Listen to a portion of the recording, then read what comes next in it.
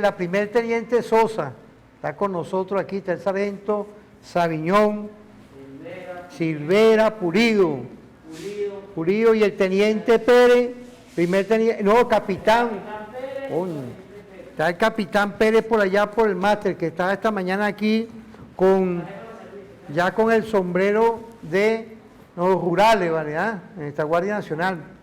Pero fíjate, Aldemaro, es importante hoy, porque tú como que le diste un enfoque a tu apreciación estratégica, porque la audiencia ve un poco que la comunicación es parte transversal de todos los temas en el país, porque es la visión de cómo vernos, cómo entendernos, cómo comunicarnos.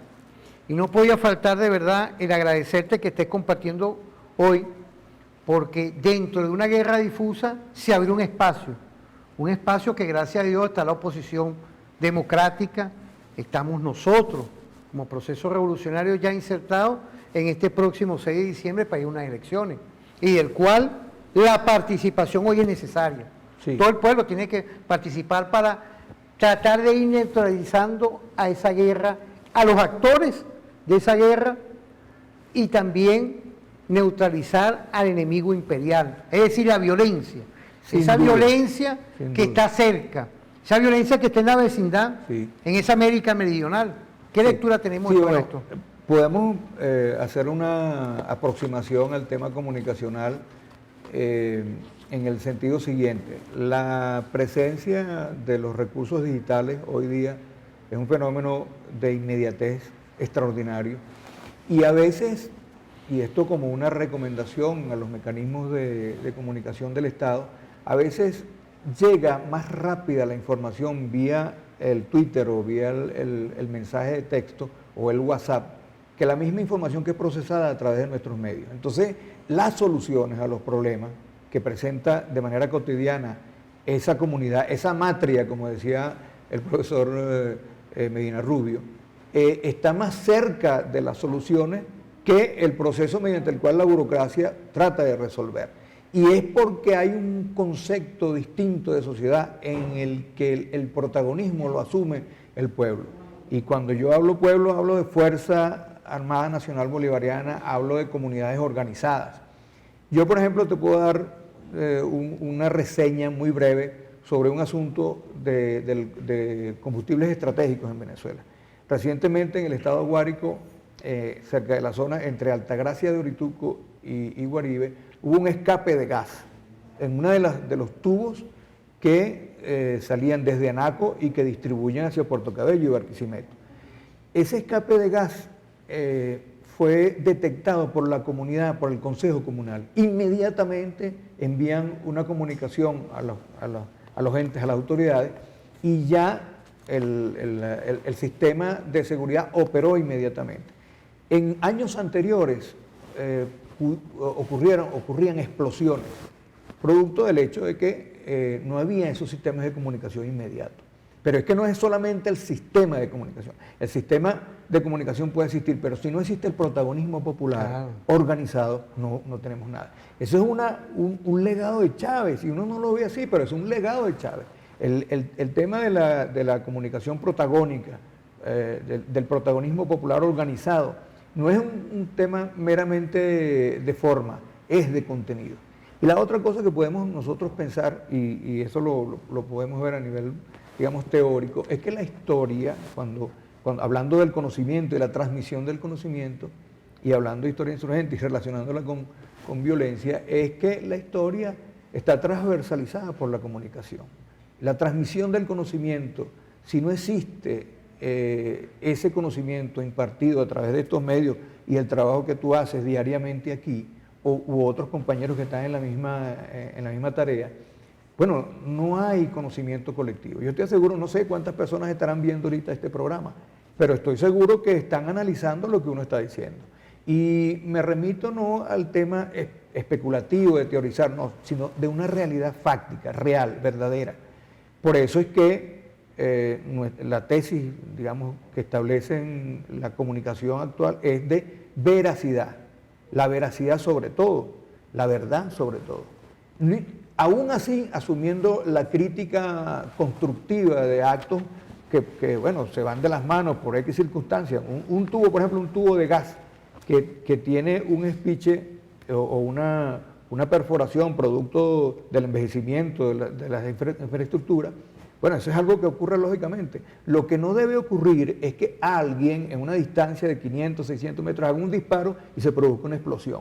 Es un acto de sabotaje, es un acto irregular y las comunidades, en este caso yo me remito a lo real fáctico, es que, bueno, previeron que eso no ocurriera. Ahí tienes tú un ejemplo de cómo el protagonismo popular, a través de la organización comunitaria, pues inmediatamente actúa. Además de los sistemas de control que tiene PDVSA, que tiene un sistema de sondeo interno en esas tuberías.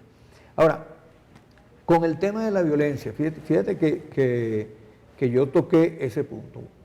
Aquí, en Venezuela, tenemos el problema de la gasolina que afortunadamente ha ido resolviéndose, gracias a la acción responsable del Estado venezolano en función de dotar al pueblo de sus insumos estratégicos, como la gas, la gasolina, la comida, etc. Pero también a la organización de las Fuerzas Armadas Nacional Bolivarianas, en la actitud responsable del Guardia Nacional que está en esa fila, actitud responsable, ética, responsable, con su par civil, en el sentido de actuar de manera coherente, dialogante, para poder resolver los problemas que nos enfrentamos. Estamos en una guerra, indudablemente, una guerra en la que no ha sido declarada, pero es una guerra en realidad, y por tanto debemos comportarnos de manera coherente como pueblo organizado. La violencia, sobre todo la violencia que se nos ha importado desde afuera, en la frontera, yo quiero enviar un saludo, si me lo permite, Luis, a los compañeros que están en la frontera, la Fuerza Armada Nacional Bolivariana, tanto Ejército, Guardia Nacional, Armada, que están custodiando nuestros puestos fronterizos, pero además a los pobladores, a los dirigentes comunitarios de frontera, la Fuerza Aérea, que hace visión de lo que es nuestra territorialidad. Esos hombres que uno lo cuenta tan fácilmente, pero cuando uno va a los sitios, por ejemplo, en Rubio, que por cierto ahorita acaban de tener un desastre, digamos, natural por el desbordamiento de unas aguas. Yo quiero saludar a Pedro Fresel, de la Red de Historia, Memoria y Patrimonio, y activo militante, digamos, de las causas del pueblo allá en Táchira. Nos encontramos con una situación en la que nos exportan violencia. El paramilitarismo es una realidad trágica en la frontera. Pero eso nos conecta entonces, buscando el fondo de por qué ocurre esto, nos conecta inmediatamente con el tema del tráfico de drogas. Y eso se ha dicho muchas veces, pero cuando uno observa las cifras y el comportamiento de grupos paramilitares en la frontera y la defensa que hacen en contraposición nuestra Guardia Nacional Bolivariana, la Fuerza Armada Nacional Bolivariana, nos damos cuenta que el fondo del tema va más allá de una simple operación irregular en frontera, que es una economía que depende de eso que es una real amenaza a la humanidad, como es el consumo, el tráfico y consumo de drogas. Y si no hubiese un comprador, pues no hubiese un productor. ¿Y el comprador quién es? Los Estados Unidos es el principal comprador. Sí. Pero es que cuando tú observas, Luis, y si vamos al fondo más allá, cuando tú observas la economía norteamericana y ves la cifra que se maneja en términos de dólares, de manejo de dólares, de lavado de dólares en la economía de los Estados Unidos, que puede llegar entre 950 mil millones de dólares a 150 mil millones de dólares, y sacas esa plataforma a la economía norteamericana, esa economía se cae. Entonces, fíjense ustedes, es algo tan grave esto que estoy diciendo, que una economía que tenga una de sus patas en la droga es algo verdaderamente dramático, que a la humanidad la pone en peligro, y que nosotros debemos estar conscientes de que las fuentes, una de las fuentes, de la violencia es esa circunstancia. Y esa circunstancia, digamos, oculta bajo regímenes o bajo gobiernos que tienen un perfil perfectamente narco. No es una extrañeza que la revista Semana, por ejemplo, de Colombia, destaque como un alto funcionario, como la vicepresidenta, tenga a un familiar asociado al tráfico de drogas. Eso es terrible, eso es terrible. Entonces vienen a decirle al mundo, a través de sus medios y digamos, como medios de comunicación internacional, de que Venezuela es un narcoestado. Eso no tiene ningún sostén. Es una manera de ocultar la grave situación que tiene Colombia y que tiene los Estados Unidos cuando una de las patas de su economía se sustenta sobre la base de narcóticos. Es algo terrible. Por eso es que yo considero que nosotros tenemos una gran responsabilidad, no solo como historiadores, como dirigentes, como militares, como dirigentes sociales, en el acto de conocer las razones del por qué esas situaciones irregulares de violencia, que generalmente ocurren en la frontera, pero que a veces están detonadas por factores antipatriotas que están dentro del Estado y del territorio venezolano. Fíjate, Aldemaro, aquí te agarraste aquí con la audiencia, ¿no? La audiencia que está mandando hace rato mensajes y del cual, fíjate, hay una cosmovisión hoy de entender que la violencia muchas veces es traída y a la vez, como me pone la gente de la frontera, quiero saludar al estado Táchira, Rubio. Date un mensaje y aquí estamos todos activados, 0426-298-9629. Quieren agradecer a Protección Civil. Está ahí nuestro general Randy, por ahí un saludo a todo el despliegue que tiene nuestro gobierno bolivariano, direccionado por el presidente Nicolás Maduro Moros con la gente de Rubio. Es el presidente social. Claro, fíjate que en el caso de Rubio, como en muchos casos, cuando ha habido desastres naturales, nosotros hemos sido capaces de resolver mediante la organización popular y la intervención de la Fuerza Armada Nacional Bolivariana en esa sincronía, en ese asunto dialogante entre civiles y militares, hemos podido lograr que los daños sean menores. En el caso de Rubio es lamentable porque son desastres que tienen que ver con el tema climatológico irregular, pero que la acción humana de prevención inmediato produce que los resultados de estas tragedias no sean más lamentables. Fíjate, por ahí hemos tocado el tema de la sociedad protagónica.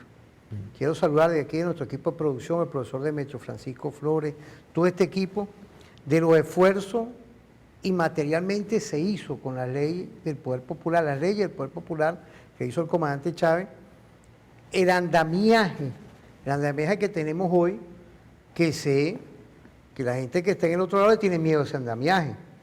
¿Por qué? Porque es un andamiaje de organización, es un andamiaje que resuelve el Consejo Comunal, las comunas. Imaginémonos hoy, mira, por ahí me mandaron mensaje aquí de Anzoátegui, déjame ver, pues mira, esto es cada rato. De Pariaguán. Bueno, pero de Anzoátegui, ¿cómo están manejando? Profesor, aquí está, déjame ver, mira, ya me llegó, mira. Profesor, dígalo, porque hay temas que la comunicación, como lo dice el profesor, que usted está entrevistando, el discurso mediático esconden. Nosotros aquí estamos manejando la recolección de los desechos sólidos. ¿Dónde es eso en Anzoátegui? Oye, no me mandan aquí. No, pero fíjate, mira, aquí estamos, mira. El señor es Braulio, dice, el discurso mediático esconde eso. Pero imagínate, esto tiene que ver con el alcalde, con toda esa visión, sin yo saber, pues. Debe ser que está concatenado con la Revolución Bolivariana, que le da transferencia al Poder Popular. Claro, que es la solución al Poder Popular organizado. Pero fíjate... No, pero mira, aquí llega, cuando llegue la verdad. Aquí cuando me llegan las cosas, la verdad, aquí estamos, mira, me está llegando, saludando el programa, y lo importante hoy, fíjese, lo importante hoy de tener un poder popular activo ante una guerra difusa. Claro, un ejemplo palpable de la manera como el pueblo venezolano ha combatido el tema de la pandemia, por ejemplo. Pudiéramos ir de lo muy general, ¿no? Los números venezolanos son evidentemente favorables, pero no es porque sea la mano de Dios de José Gregorio Hernández, pero también la voluntad del pueblo venezolano a organizarse, a estar consciente de que es necesario los mecanismos de prevención. Yo tengo mi tapabocas, lo que pasa es que para hablar con ustedes pues es necesario quitárselo, pero de lo general, en el tema mediático, los medios de comunicación internacionales asociados a las agencias internacionales de noticias de derecha en el mundo están destacando que en la frontera venezolana, por ejemplo, hay abusos por parte de nuestra Fuerza Armada. ¿Por qué sacan eso? Bueno, primero que puede haber o no un asunto particular, pero no es política de Estado, no es una política sistemática, errores que pueden cometerse, pero ¿por qué ahora están colocando una sombra los medios internacionales sobre los resultados del sistema sanitario venezolano? Bueno, porque es demasiado evidente, es muy evidente que nosotros superamos la amenaza de una pandemia que se nos hubiese convertido, si no actúa el Estado venezolano y el pueblo venezolano para contenerla, ¿no? Hubiese sido una tragedia. Pero de ahí a lo particular, que tú señalas, lo particular, a nivel local, los temas como la basura, los temas de la distribución de agua, los temas de la distribución incluso de la gasolina, cuando el pueblo se organiza para hacer las filas, los gremios se ponen de acuerdo con la Guardia Nacional, con las otras organizaciones sociales, para de manera ordenada resolver el problema de la distribución del gas, de la distribución de la gasolina. En fin, es la gran fortaleza que nosotros tenemos y que tenemos que decirlo, eso tenemos que decirlo, y en eso el Estado venezolano, el Ministerio del Poder Popular para la Información y la Comunicación tiene una altísima responsabilidad a la hora de dar a conocer estos eventos desde un ángulo que, fíjate Luis, a mí me tocó en una oportunidad ser director general de estrategia del MINSI en el año 2009, y nosotros implantamos una estrategia muy clara en función de esa política que el presidente Chávez siempre anunciaba, que es el protagonismo popular, y colocamos a declarar, claro, mediante la orden del presidente, a ministros con líderes populares. Y eso es lo que practicaba el presidente Chávez y lo que hace el presidente Maduro, que es la conexión emocional vista a vista con el que está abajo, resolviendo los problemas, tratando de resolver los problemas, con el soldado que está abajo, con la señora que está en la cuadra, la jefa de calle, el jefe de calle, el estudiante que procura resolver sus problemas en este nuevo sistema de estudio a distancia, la madre que está ocupada del niño y que está en perfecta comunicación con el profesor para poder llevar adelante el proceso.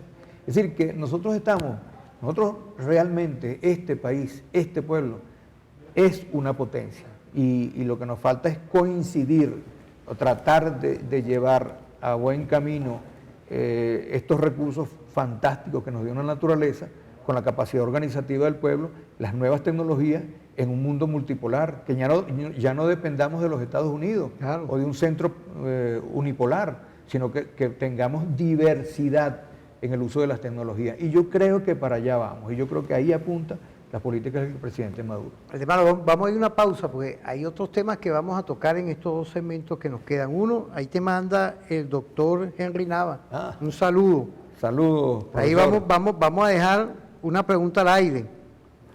¿En qué contribuye la historia insurgente a la defensa de la patria en la actual coyuntura? Y hay otra cosa que para mí es importante, la ley antibloqueo. Ya están llegando por ahí, ya el comandante Nicolás Maduro recibió a toda una delegación china, porque es el refuerzo. Es el refuerzo que es importantísimo, Aldemaro. Vino el canciller iraní. También. Mira, es el refuerzo porque ellos lo vivieron. Dígame, Irán y China y Rusia, ¿ah? Dependían tecnológicamente de estos señores, ¿vale?